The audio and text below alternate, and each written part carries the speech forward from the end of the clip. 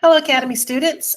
This is video lesson number 2 on balancing chemical reactions. We're still looking at standard 3A, where we're using mathematical and computational thinking to balance chemical reactions. Now, recall from our previous lesson, did I not put that there? There we go. That the law of conservation of mass is the reason why we have to balance reactions, because it says that we can't create or destroy mass. It only changes form. It transforms from one substance to another. When you are writing and balancing equations, you want to start with that skeleton equation. So if I don't give it to you, you're going to have to actually write that skeleton equation. Then you're going to start by counting the number of atoms for each element. Get your initial element inventory. I highly encourage this being written down, and for most of the practice, I am insisting that you actually show your element inventory. You'll add whole number coefficients in front of the substances in order to multiply that substance to increase the number of atoms. Every time you add a coefficient, you're going to recount and adjust your element inventory as needed. Once you've recounted, repeat if everything doesn't balance. Now, one thing I neglected to state that I should have put on here was when you are balancing, remember to try and keep your H's and O's last. Don't start with them. Those tend to work each other out. So always save your H's and O's till the end. I'm on technology. There we go.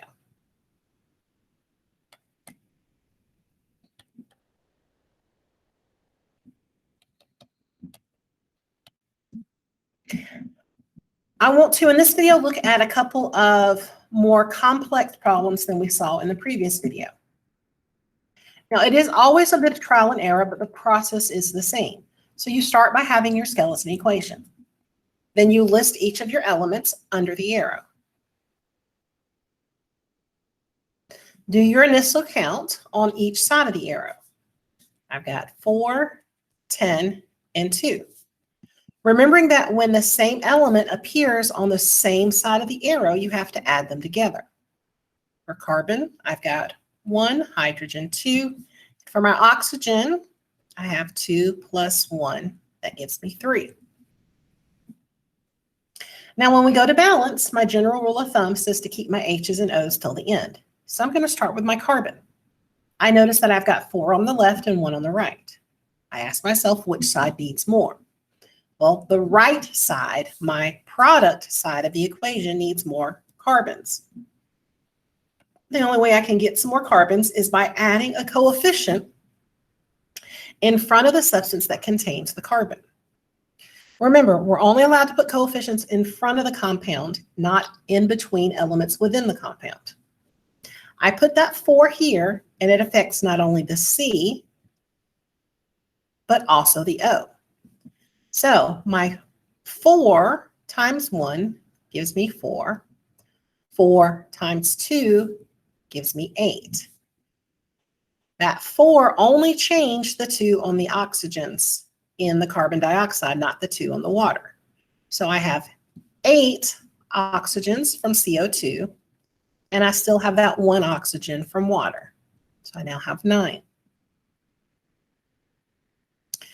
We fixed our carbon. Now we're left with hydrogen and oxygen. General rule of thumb is keep your O's till the very end, especially considering oxygen is all by itself in on one side of the equation. It will be the easiest substance to balance. Plus, if I look, I got 2 and 9 and 2 and 10. Well, 2 and 10 is the easier numbers to work with. I look at my 2 and 10, and I can see that I need to add more hydrogens on the product side. What times 2 will give me 10? Well, 5 must be my coefficient. That 5 has to go in front of the compound that contains the hydrogen in order to change the number of hydrogen atoms.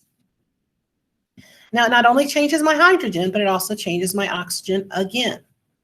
I still have the 8 from the carbon dioxide, but now I have 5 from the water, which gives me a total of 13. I have 13 oxygens on one side and 2 oxygens on the other. And balancing, we're only allowed to use whole numbers. So if you're going, well, you need 6.5 to make it balance, I can't have half of an oxygen. But what I can do is I can fix it so that my 13 ends up being an even number. And the easiest way to do that is to double the other two coefficients. The only way I'm going to get my oxygen on my product side to become 13 is if that 8 and that 5 double and stop being an odd number.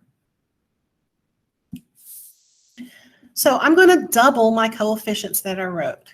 4 times 2 is 8. 5 times 2 is 10. I've changed my coefficients, so now I need to recount everything. I've got 8 carbons, 20 hydrogens, and I've got 16 plus 10 gives me 26 oxygens. Though it looked like I broke everything by doubling that 13, what I actually did was I fixed it so that all I need to do now is put a 2 on the reactant side.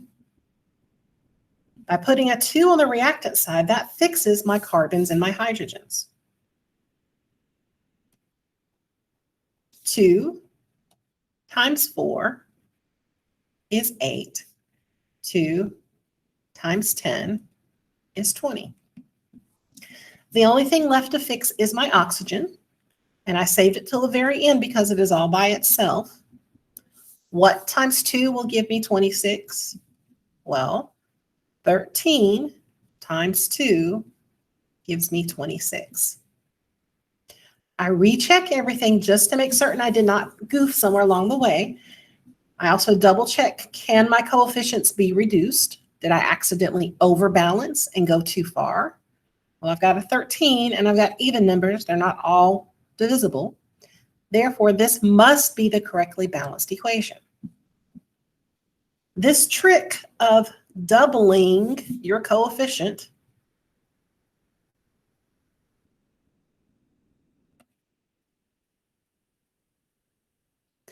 occurs quite frequently with combustion reactions where we've got a carbon and a hydrogen reacting with oxygen.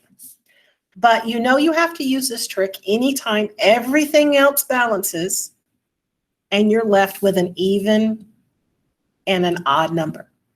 The fact that I had a 13 and a 2 let me know that I had to double that 4 and 5 to get my 8 and 10.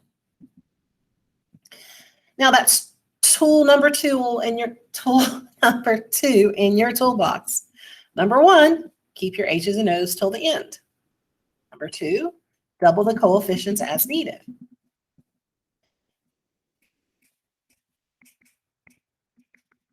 There we go. I'm back. So polyatomic ions, though there are more atoms within the polyatomics, you can actually do one of 2 ways to go about balancing it. The first method implies our normal process of listing our elements.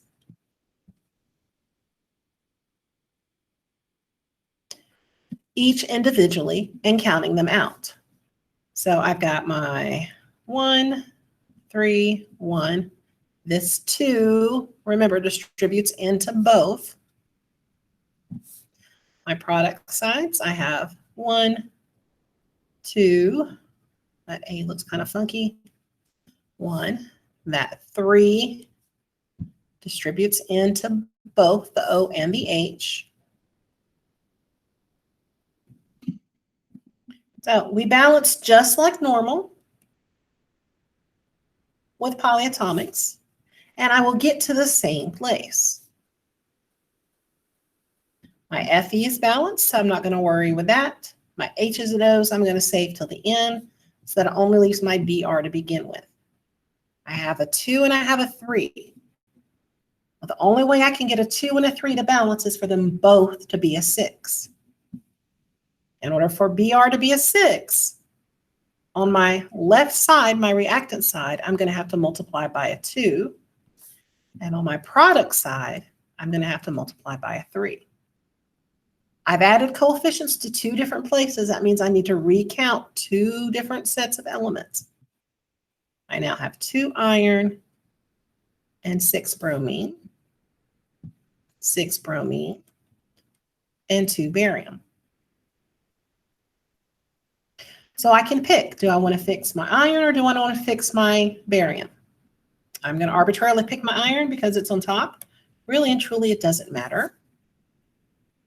To fix the iron, I have to put a 2 here. That 2 not only changes the iron, but it also multiplies that 3, which multiplies the invisible ones. So we have 6 H's and 6 O's. Iron is balanced. Bromine is balanced. Now we need to go fix our bariums. And I apparently can't count because 3 times 1 is not 2. 3 times 1 is 3.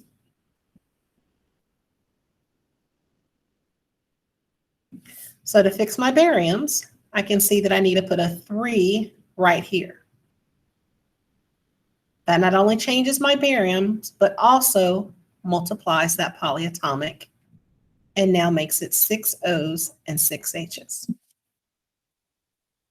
Now here's the thing. That's one way of doing polyatomics. You can treat them as individual elements. But if you want to make it a little bit faster, you could also treat the polyatomic as an entire entity. You don't have to break them apart into the individual H's and O's. You can keep them all together. Now, this particular trick only works if the polyatomic is the same on both sides. So we're going to take that same reaction, and I'm not going to click you through that way. I'm just going to go over here. There we go. Same reaction, but this time I'm going to treat the polyatomic as if it's a special element. And when I use this trick, I actually put a box around that polyatomic to remind me that I can't touch or count anything that is a polyatomic. I can only look at the things that are not involved with that particular polyatomic. So I do have OHs on both sides. That means I can use this trick. I do my initial count just like normal. The only difference is instead of breaking the O's and H's up, I keep them together. Now, since I have my O and my H as a complex polyatomic, I can actually start balancing it first. Or I could start with my bromines and my bromines. Either way, we see that we're going to have to multiply by a 2 and a 3 to get them to be a 6. So I'm going to go with the polyatomic. In order to fix the left polyatomic for it to be a 6, I have to multiply by a 3. That changes not only my BAs, but also my polyatomics.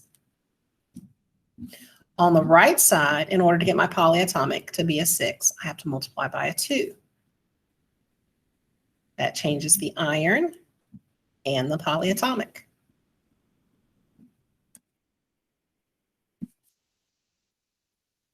Now I'm going to go fix my iron, multiply by a 2.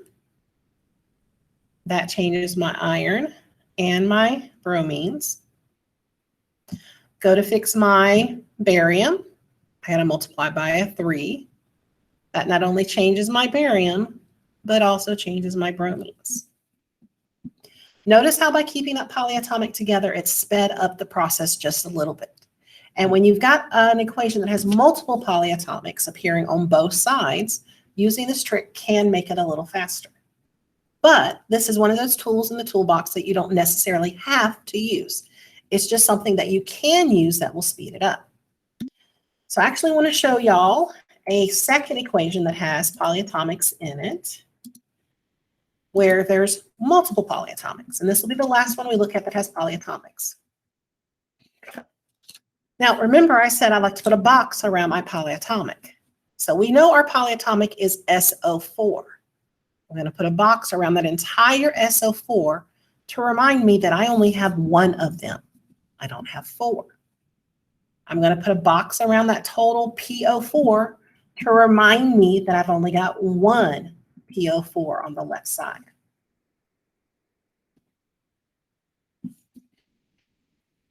This trick only works if we keep the polyatomic together and don't mess with those P's and O's separate or S's and O's separate. So what do I want to fix first? Well, it really doesn't matter. Start with the thing on the top that doesn't match. Start on the bottom, left or right. It doesn't matter. Since I've been starting on the reactant side, I'm going to arbitrarily start on the product side just to mix it up for my folks who are thinking you always have to do it the same. So I'm going to try and fix my NAs. I've got 2 and 3. That means I need a multiple of a 6. So 3 times 2 gives me 6. I now have 6 sodiums on the product side, in addition to now 3 of those polyatomics, because it multiplies the whole thing. To fix my reactant Na, I multiply by a 2. That not only changes the Na, but it also multiplies that polyatomic by a 2 as well. In the process of fixing my Na, I've actually managed to fix my PO4. So let's go to Mg. It's the next element that does not match. I see that I have less on the left side. That means I must multiply on the left side. That's where my coefficient must go. What times 1 will give me 3? Well, I got to put a 3 there. That 3 not only changes my Mg, but also changes my SO4.